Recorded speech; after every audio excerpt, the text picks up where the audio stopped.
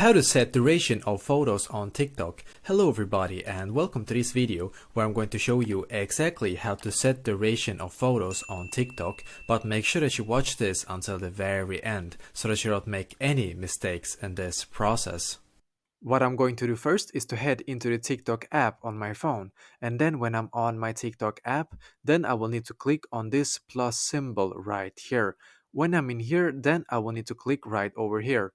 So when you have come here, then you can see that there's a bunch of effects to choose from, but the one that I would need to choose is this one. And then after that, you can choose which photo that you want to post in here. I'm just going to pick a random one. Now, when we have done that, then we need to click here and then just hold it for how long that you want the photo length to be basically. When you're done, then you can click here.